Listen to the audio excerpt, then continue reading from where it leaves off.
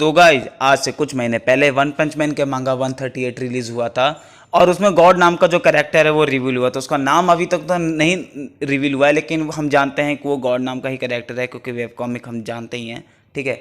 और रही बात उनके पावर्स की और उससे मिले हुए लोगों की, तो आज हम इसके बारे में बात करेंगे कि उनसे जुड़े हुए कैरेक्टर कौन कौन से हैं। वैसे तो दो नाम तो पहले से ही रिवील हो चुके हैं, अपना ब्लास्ट और होमलेस एम्परर, लेकिन उसके अलावा भी कौन कौन से हैं हम अपना थ्योरीज रखेंगे और भी इसके ज़्यादा एक्सप्लोर करेंगे कि क्या क्या पावर्स हैं उन कैरेक्टर से, क्या क्या रिलेटेबल्स हैं, क्या गॉड के क्या पावर्स हैं।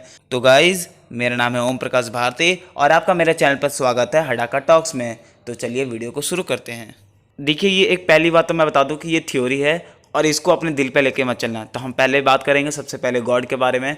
जो गॉड जो है, देखिए हम उसको ना अपने रियल वर्ल्ड में, जैसे कि अमीर लोग हैं उनके बारे में लेके चलेंगे। जैसे कि मान लो अगर किसी के पास बहुत सारा पैसा है, तभी तो कोई पैसा दे रहा है ना किसी इंसान को, कोई एम्प्लॉय रख रहा है। ठीक है, तो उस तरह से रखें, हम रैंक करेंगे। ठीक है, तो जो गॉड है वो बहुत ज़्यादा पावर्स के मतलब कि सोर्सेबल है। अब मैं ये नहीं कह रहा कि जिस पावर का सोर्सेबल है वो बंदा बहुत ज़्यादा अनडिफिटेबल है, ऐसा नहीं है। वो डिफीट हो सकता है, मगर इसका मतलब ये नहीं है कि वो पावर का सोर्सेबल नहीं है और वो कमज़ोर है। वो बहुत ज़्यादा ओपी है, वो बहुत ज़्यादा ताकतवर है। और वो किस तरीके से है वो मैं अपना थ्योरीज रखता हूँ।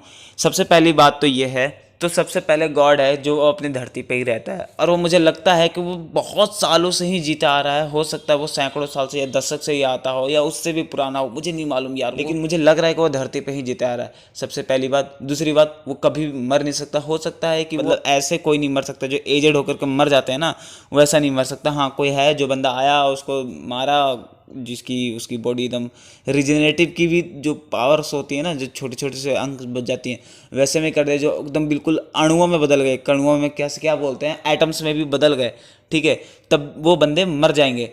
तो एटम से जब बदल गए तो हम वहाँ पे वापस नहीं ला सकते, तो ऐसा कुछ कर दे, ठीक है, तब मर सकता है। तो ऐसा मुझे लगता है वो एजेड होकर तो नहीं मरेगा। और ऊपर से मुझे लगता है उसके पास रिजनरेटिव पावर्स हैं और वो एक हाइड वाला पावर है, मतलब कि जो इनविजिबल होते हैं ना, इनविजिबल वाले पावर है। ऐसा मैं क्यों कह रहा हूँ, देखो वो 100 साल जीता आ रहा है बंदा और धरती पर भी जानता है। अभी रिसेंट में होमलेस एम्पर जाता है और ब्लास्ट भी जानता है, तो 10 साल पहले से, 10 साल या 15 साल पहले से, इससे ज़्यादा पहले से नहीं जानता है। यानी कि एक दो और भी कैरेक्टर्स है जो जानते हैं, इससे ज़्यादा और कोई भी नहीं जानता। तो इससे ये पता चलता है कि वो एक तरह का सर्वाइवल है। ऊपर से उसके पास मुझे लगता है कि एक इनविजिबल वाला पावर है उसके पास में, ताकि वो बच सके। और ऊपर से हो सकता है ट्रांसफॉर्म, क्योंकि देखो एक रिच पर्सन क्या अगर लेके चले भी तो उसके पास ना पावर का सोर्स है, मतलब बहुत सारे पावर्स का एक्टिवेशन का सोर्स है और जिससे वो बहुत कुछ कर सकता है। मुझे लगता है वो रिजनरेटिव का पावर है। अगर कोई उसको मारता भी है, जैसे कि ज़ॉम्बी मैन है, उसको कोई काट दे फाड़ दे, तब भी वो रिजनरेटिव हो जाता है, तब भी वो एकदम बिल्कुल वैसा ठीक हो जाता है। तो मुझे वैसा ही लग रहा है। ठीक है, वोल्वरिन टाइप का, अगर आपने वोल्वरिन देखा है, शरीर को अलग कर दे, सॉरी यार वीडियो कर रहा हूँ, शरीर को अलग कर देते हैं तब भी वो एक साथ हो जाता है, जैसे कि अपने डेडपुल। तो मुझे वैसा ही लग रहा है,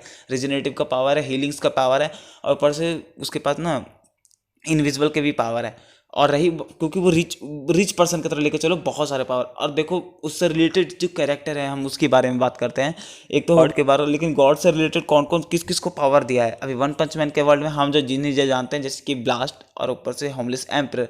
हो सकता है कि उसके अलावा और किसी को दिया ही ना हो, लेकिन मेरा मानना है कि उसके अलावा भी दिया है। अब देखो एक कनेक्शन है, आप ये फोटो देखो जहाँ पर ये जो अपना ब्लास्ट है, जब तात्सुमा को याद करती है कि ब्लास्ट, वो शायद फील करती है कि हाँ यहाँ पे ब्लास्ट है, तब हम देखते हैं कि ठीक उसके पास भी जैसे कि फायर बॉल है, फायर बॉल करते हैं, एनर्जी बॉल है। हाँ, एनर्जी बॉल जिस तरह से ब्लास्ट के पास में, ठीक है, हम जानते हैं यार बहुत पहले से ही होमलेस एम्परर जो फायर करता है वो भी एक एनर्जी बॉल ही है। ठीक वैसा ही ओवरग्राउंड रोवर, देखो एक बहुत बड़ा नाम है तो हम रोवर ही बोल के चलेंगे। ठीक है, जो रोवर डॉग है, ठीक है, वो भी एक एनर्जी बॉल ही फायर करता है। अब तुम कहोगे कि ऐसे कैसे भाई, ओरोची भी फायर बॉल करता है, तो मैं बता दूं वो एनर्जी बीम मारता है, ना करके फायर बॉल मारता है। आप देखे हैं जब फाइट जो हुई थी पहले भी, तो एक एनर्जी बीम मारता है जो एकदम सटीक से सीधा से जाता है। ठीक है, लेकिन जो बाकी लोग हैं वो एनर्जी बॉल का यूज़ करते हैं, जैसे कि ओवरग्राउंड रोवर और अपना ब्लास्ट, फिर एक अपना होमलेस एम्परर।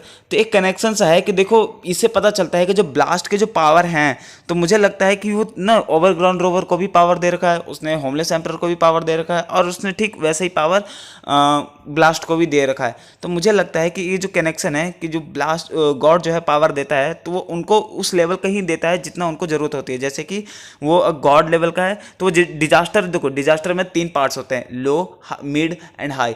तो इससे मान कर रैंकिंग करके चल रहे हैं। देखो अभी ना 4 हम जानते हैं कि 4 या 5 पार्ट हैं।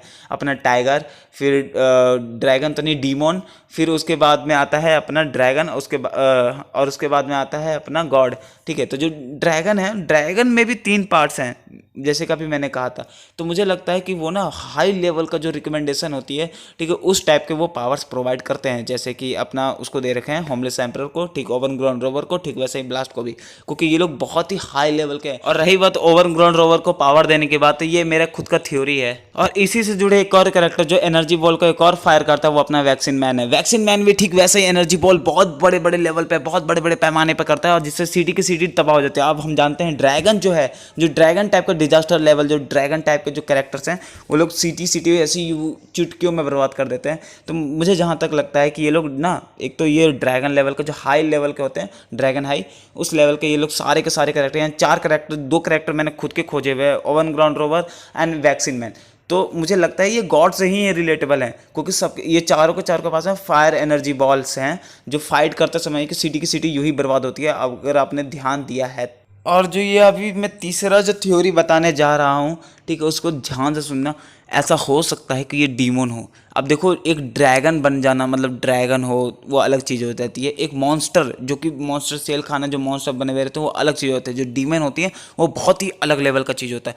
तो हो सकता है वो धरती पर ही रहते आ रहे हों और वो एक तरह का डीमन हो सकता है वो अंडरवर्ल्ड से निकल करके आया हो और वो धरती को तबाह करना चाहता हो, और वो अकेले है, तो इसलिए वो तबाह नहीं कर सकता, तो इसलिए वो लोगों को।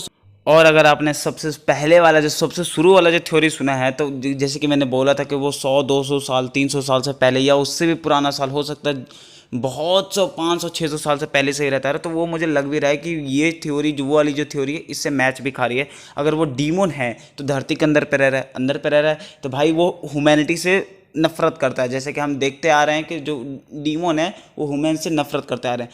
अब वो अकेले है, अब अगर वो करने जाएगा तो क्या पता, जो मान लो ड्रैगन लेवल के ही हैं, लेकिन अगर सब चढ़ गए तो भाई उसको खतरा होगा, वो मर सकता है। तो अब उसको ना धरती को बर्बाद करना है, लोगों को बर्बाद करना है। जो लोग जो हैं वो आपस लोगों में ही कैसे तरह से करते हैं, तो वह स्टडी कर रहा है, लोगों को जान रहा है कि अच्छा ऐसे से भी होता है कि वो ना अगर रह रहे हैं तो वो आपस में ही भेदभाव करते हैं, मरते हैं, लड़ते हैं, झगड़ते हैं।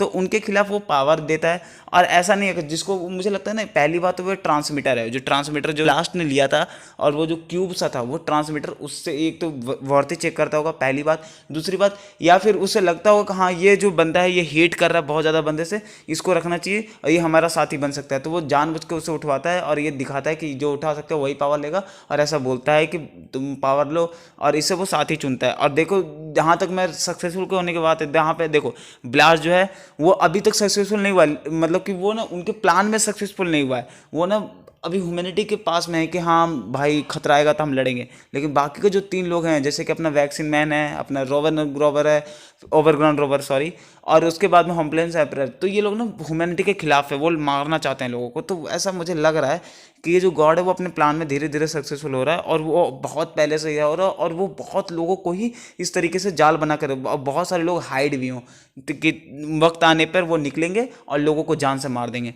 तो ये थ्योरी बहुत ही रिलेटेबल, बहुत ही एकदम ऐसा लग रहा है कि ओपी है, और लग रहा है कि सच हो जाएगा। तो ठीक है दोस्तों, मिलते हैं नेक्स्ट वीडियो में ऐसे ही थ्योरीज के बारे में, क्योंकि नेक्स्ट जैसे जैसे हम आगे बढ़ते जाएंगे, जैसे जैसे थ्योरीज कवर करते जाएंगे, तो ठीक है वो हम रिलेटेबल से करेक्ट करते जाएंगे। अगर आपको वीडियो को पसंद आता है तो प्लीज़ लाइक कर दो, कमेंट कर दो, और कुछ ज़्यादा ही अच्छा लग रहा है तो शेयर कर देना। और भाई एक छोटा सा काम, प्लीज़ भाई सब्सक्राइब कर दो, क्योंकि मोटिवेशन मिलता है यार।